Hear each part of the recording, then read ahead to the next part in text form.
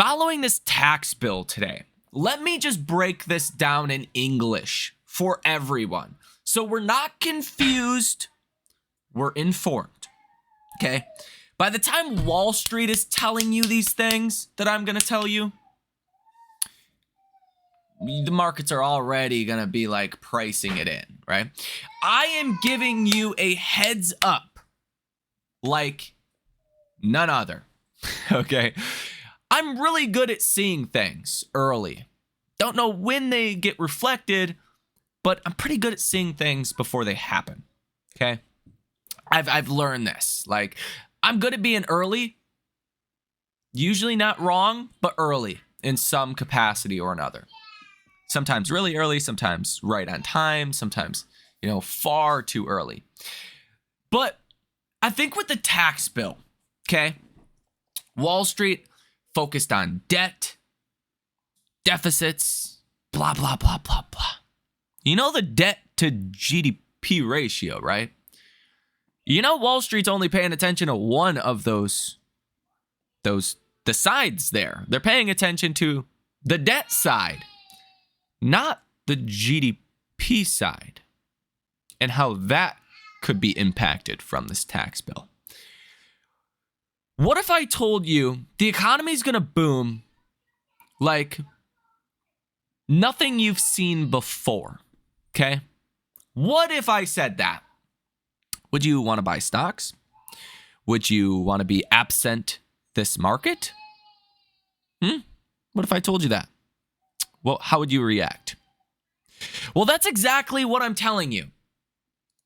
The economy is about to boom like nothing you have ever witnessed in your life, okay?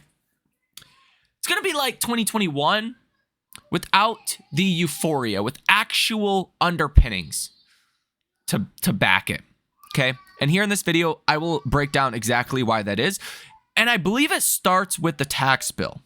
I think that's the first thing we should talk about because that's the big news of the day today.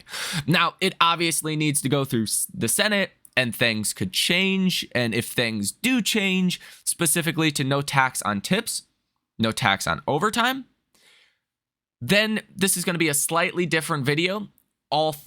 These things still apply. I still think we're going to have a strong economy because there's other things besides the tax bill that we're going to talk about here in this video, but it would change things a bit. But no tax on tips, no tax on overtime will send this economy into overdrive, okay? In a positive way, not in an inflationary way, but in the right way, okay? Because the fact of the matter is, lower income consumers, take the bottom 50% of income earners, have been in a recession for 3.5 long years. If you know anyone that is an average worker that makes an average salary, household income of, call it $60,000 to $80,000 a year, they haven't exactly been thriving the last 3.5 years. Barely keeping their head above water is what I would say. Okay. Now imagine that there's no tax on overtime. There's no tax on tips. Imagine just how many people would want to work overtime, right? I remember when I was, cooking like a chef, if you will, the overtime it just didn't make sense because I made $12 an hour, $14, $15 an hour. And then with the overtime, it was $20.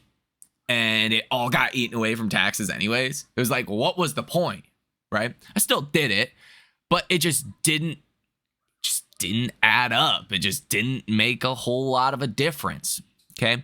So even from that perspective, I think there's definitely some positives to be had via productivity and via actually people getting out there and working more. But let me break this down as simply as possible. Keep it so simple, it's stupid. Wall Street tries to overcomplicate things. X equals Y, and this is a reaction of that, blah, blah, blah, blah, blah. Even we had today, Goldman Sachs said that any positives from this tax bill in the economy are going to be offset by tariffs. Bullshit. Shut up. Bullshit. Wall Street is stupid, okay? The quicker you learn that, the better you will do. Okay. Wall Street has no clue what they're talking about. They're like a drunk guy at the bar that just spitballs shit. Okay. Or a drunk girl that just spitballs shit. Okay. Sorry for the profanity, but this is serious information. Here's the truth. The bottom line. The bottom income earners, the 50%, average income earners and lower, the majority of Americans have been in a recession for about 3.5 years. In fact, at one point, it was like 6 out of 10 people thought we were already in a recession. Like a year ago, this was. Part of that has to do with inflation, just over the years, cumulatively. And part of it just has to do with keeping up with the Joneses, people trying to, spend and continue to spend, consumerism. I mean, it's not going away, okay? Well, the people that are specifically benefited from this tax bill are not the higher income consumers, although yes, there is things that is going to help them as well. But no tax on tips, no tax on overtime specifically targets the lower income consumers, something that we have been unable to do in decades, is actually help the people that need the help. Okay. Now, here's the sad reality of the lower income consumers. I say it's sad. They're overall pretty happy people, I believe, but it's sad from an overall perspective because they spend all of their money. If you make an average income in America, you can save 10 to 20% of your income and invest it and get out of that bracket, okay? They don't do that, okay? For better or for worse, they don't do that. So here's the facts. They will spend all of that extra money and pump it right back into the economy. That grows the economy. That grows consumption, which in turn grows the economy, which lowers the debt to GDP ratio, okay? Everyone's been hyper-focused on this debt to GDP ratio is going to go up because of this tax bill. No, they're assuming that this tax bill doesn't cause any additional growth. Now, here's the other side you need to remember. No tax on tips, no tax on overtime. That's going to make real incomes on paper look higher, okay? Because they will be higher. What does that also help do? Well, makes it easier to get a house, makes it easier to get a car, makes it easier to get financed for XYZ because now you have more income on paper, okay? So even from that perspective, the autos, maybe home builders could even benefit from this as kind of a second tier kind of thing. I think it would obviously take some time for that. And that's why I believe this is so impactful. Instead of GDP growth being close to nothing this year, as Hassett has said before, and the senior White House advisor, you could see 3% GDP growth or more this year. Not as much this year, probably a next year kind of phenomena. Okay, so that's the first part of why I'm so bullish on markets right now. That's the big thing in a nutshell Wall Street is not paying attention to at all. Like, this seems so easy to me to see this, and hopefully you can see this as well. People spend all of their money. You give them more money, they will spend it. But it's not going to be inflationary because it's not a money printing phenomenon. See, Milton Friedman, late economist, put it perfectly, and it stood the test of time ever since. Inflation is a monetary policy phenomena. That means the Fed. That means money printing, okay? Monetary, think of money, right? Think of money printing. Now, fiscal can also, contribute to that. But the core which fiscal is like the federal government, right? That can attribute to inflation, but it always starts with money printing, okay?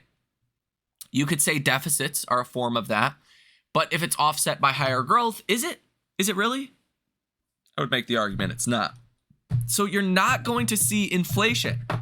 Inflation is going to dramatically undershoot expectations this year. Okay? Everyone's going to be watching and waiting for this inflation wave that's never going to come because we're not printing money. Okay?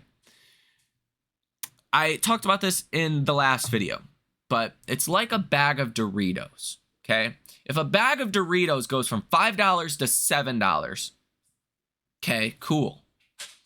And you don't make any more money, whatever. You may buy it, you may not. But the off-brand bag of Doritos, which is essentially the same thing, is $4 or $5, whatever. You're probably going to buy that. You get demand destruction in a capitalistic world where there is no money printing, right? And inflation is, company by company specific via tariffs. You don't get widespread inflation via tariffs. You don't. Okay? You didn't in 2018. You're not going to today. Unless we start to send out stimulus checks. Like if a Doge stimulus check actually comes out, then we can talk about like inflation. You're not going to have inflation. Okay? Even Fed Waller said, you might get a, one-time price increase, but it's not going to be this inflationary wave like you had over the past couple of years. What's that going to do? That's going to allow the Fed to cut rates, because if inflation comes down to 2% by the end of this year, or is on a path to do that, why in the world would you have the federal funds rate at 4+%? You wouldn't do that. That would make no sense. So the Fed could be aggressively cutting rates by the end of this year. Fed Waller, said that as well, that the Fed would be cutting rates by the end of this year. And I think tariffs are actually going to come down much lower than people expect. Right now, there's a 30% tariff on China, but I believe China is going to crack down on fentanyl and open up their markets, which is going to drop that tariff down to 10%. Maybe there's a free trade agreement with certain countries and there's no tariffs. Okay. I expect things are going to get better on trade versus worse. That's the bottom line. And I don't think Wall Street's currently pricing that in or expecting that. Okay? I think the tax bill obviously is huge for the vast majority of the population. Like, say you make $1,000 a week, right? $52,000 a year. Okay? Well, if you're taxed at 20%, and let's call it's tips, right? And you're taxed roughly 22% a year, or on your check as you make that, that's going to give you an extra $200 a week. That is massive. Okay? Just to keep numbers simple here. As a collective, that's huge.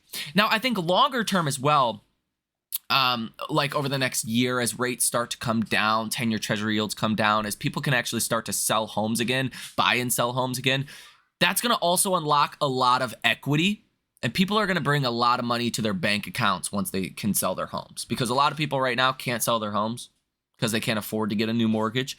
But inevitably, towards the end of this year, next year, when that's actually, they're able to do that again, I mean, you're going to take a lot of money to your bank. Like for an example, this house, I live in Michigan, so like 2021, I bought this house for about $80,000. I didn't even look at it, to be honest. I just bought it and said I'll take it because the price was so right. And good thing I did, because this house is worth $250,000 today. Yeah, sure, I've painted, I've done floors, I've done cabinets, I've done cosmetic stuff. But like, do I want to get a new mortgage? I mean, I have a couple other rental properties, but do I want to like buy a new house right now with rates where they are? Probably not. But when I do it, if I choose to sell this, I'm going to take hundreds of thousands of dollars after fees, after all of that, to my bank account. If I was a consumer and spent all of my money, that's like 10 vacations, dude.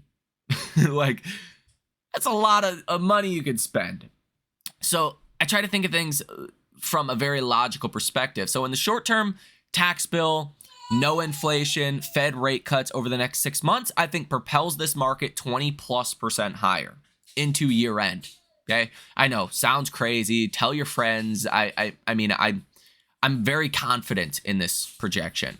I think 700 SPY by the end of this year is easily obtainable. I say easily because Wall Street, they're not looking at the right things. They're looking at the bad side of potential outcomes, and they're not even considering the positives that could come out of them. Okay, that's the fact of the matter.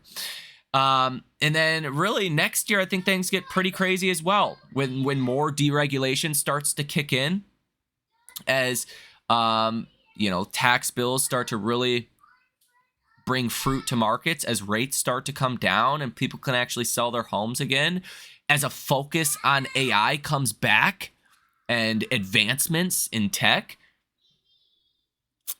I mean, you could get way crazier than most people even think. Okay? Imagine just if the Chinese market opened up to more US companies. Like it was in the news today, China is welcoming JP Morgan into the country. Imagine if that starts to happen on a large scale in many different markets. Like, nobody's thinking about that.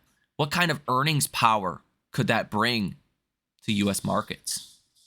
Like, I really don't understand the bear thesis right now. Like, I really struggle with the bear thesis. Like, if you are a bear, what is the bear thesis? We're not going to have inflation because inflation is always a monetary phenomena. Even if you cut taxes and give the lower income consumers a good chunk of this country, a couple $100 extra a week per person, you're not going to have inflation because it's not a money phenomena. You're going to open up global markets. Tariffs are going to come down more than expected. AI is still on and popping last I checked. Deregulation.